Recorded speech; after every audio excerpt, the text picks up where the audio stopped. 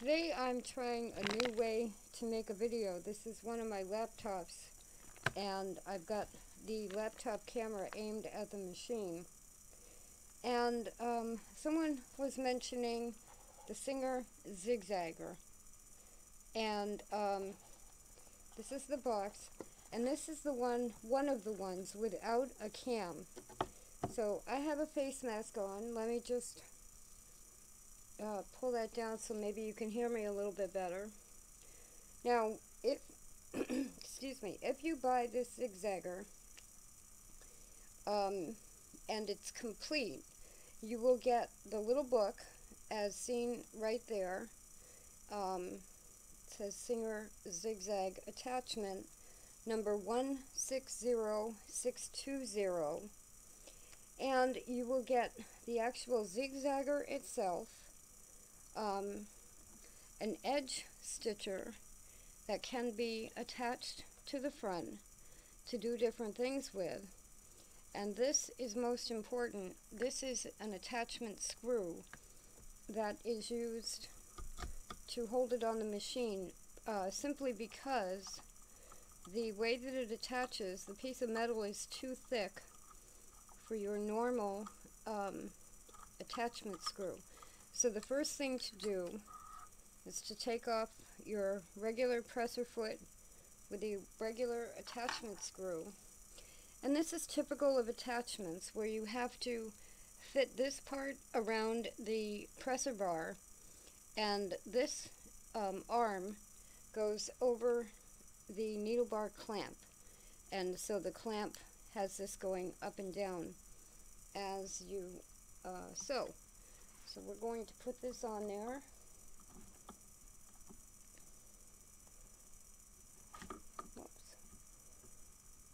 So that's putting it in place. I just have to make sure, and you have to make sure it stays on the needle bar arm. And you might have to fiddle with it a little bit like that. And then you take this screw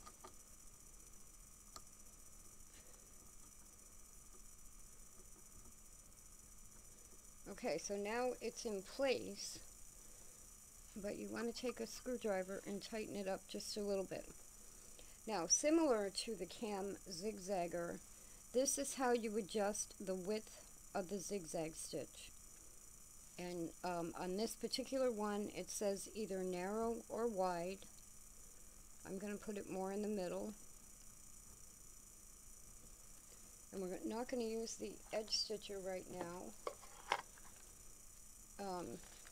But I'm going to look at the directions just quickly, which will show you how everything is, how it's labeled, what the different parts actually do. So we have it on the machine.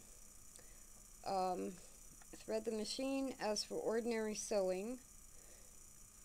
Operate the sewing machine slowly for zigzag stitching and hold the material loosely. For best result, both upper and lower tensions should be fairly light to prevent the material from puckering. However, no general rule can be given for setting the tensions, since many different effects can be obtained by merely varying the tensions. And then I'm using tarp fabric. I have to make more tree bags. But when you're using actual fabric, always before attempting to use the zigzag attachment, take a small piece of the material to be used and experiment with the thread tensions and the length and width of the stitch until the desired effect is achieved. And then it shows you how to adjust it, which I just showed you, which is right here. And that is the width of the stitch, and you would use your stitch length adjustment on the machine to change the length. And you can come up with all different effects just by changing those two things. Now, I just want to check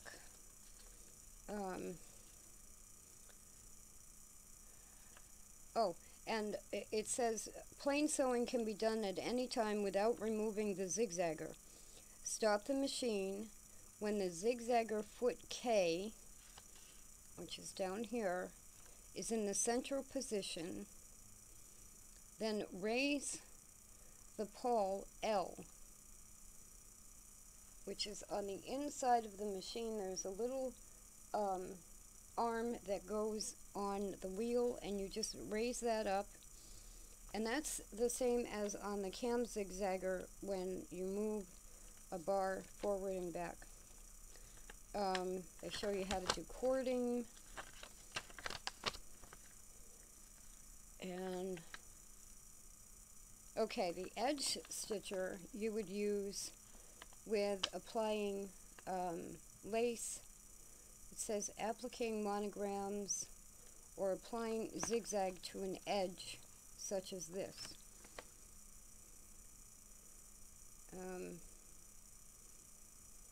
And that goes on for a few pages to show you different examples of using the edge stitcher.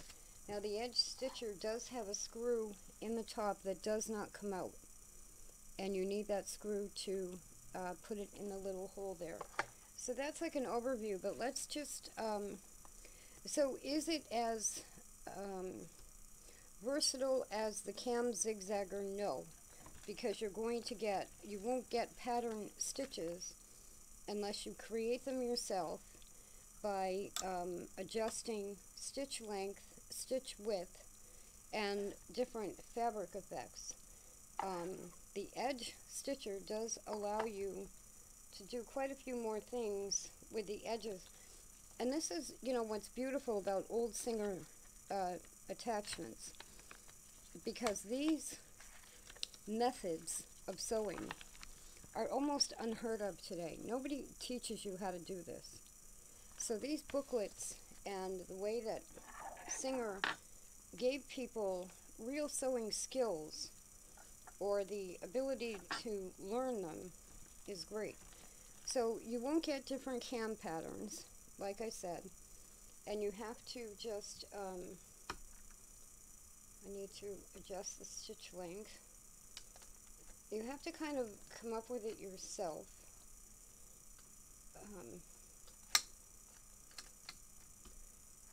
This is a 1937 1588.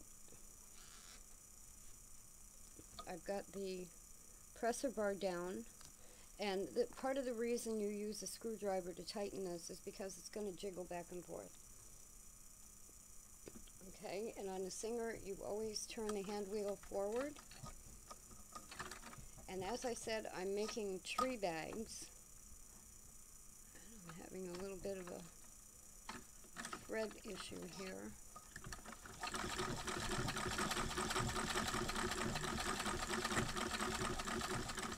Now you can't see, but I can see that that's giving me a very narrow stitch, which is great, except I don't need that for a tree bag.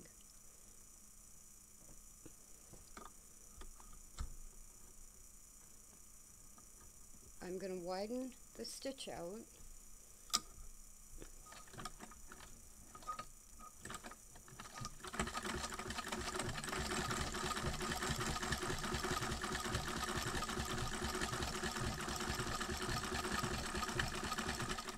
Now this is what you run into with all of these zigzaggers. The fabric you're working with has to fit underneath the zigzagger.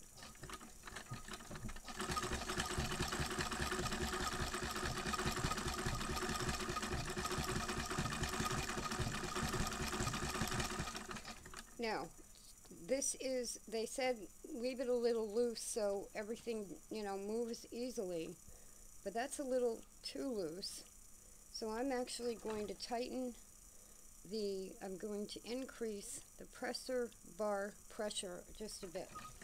And this is a slippery fabric that will help it push along.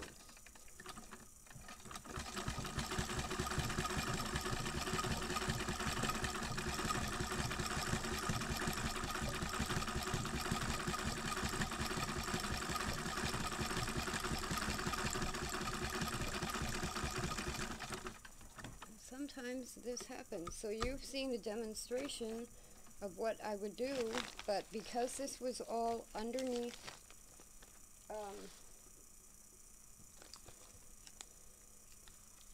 the zigzagger itself, I didn't notice that the bobbin thread stopped. So obviously, and it didn't run out,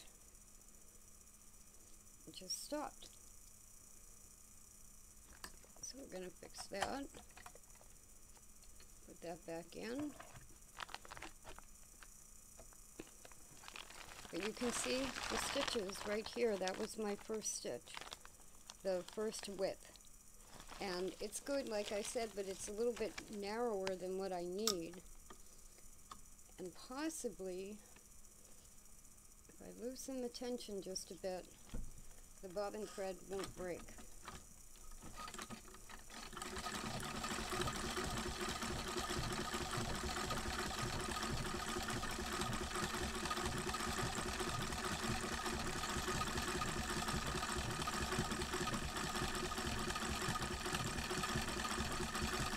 Now I'm going to stop for a second because this is what's different about modern machines. You see that I'm kind of trying to hurry it along or pull it through.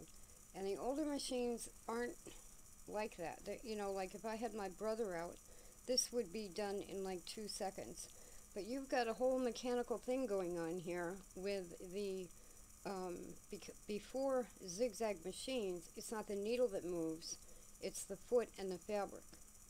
So it's a different step from a very fast modern machine where the needle can just whip back and forth like that.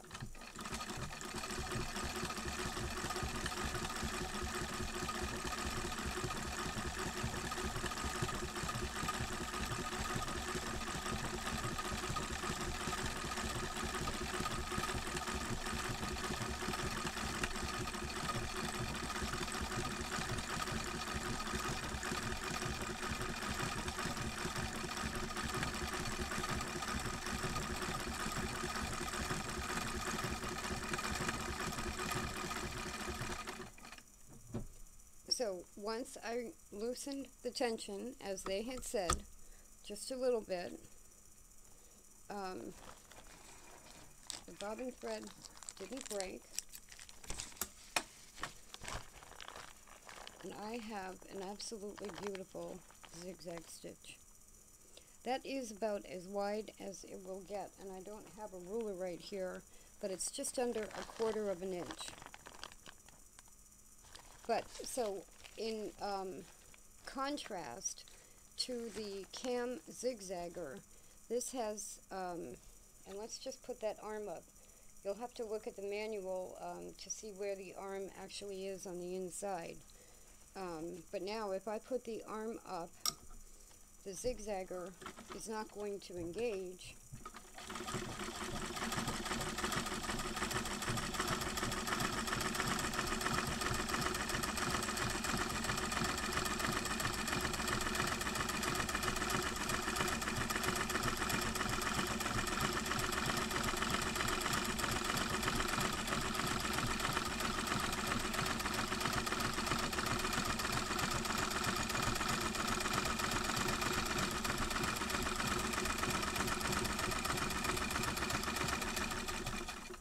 I mean, you don't get a nicer machine than this.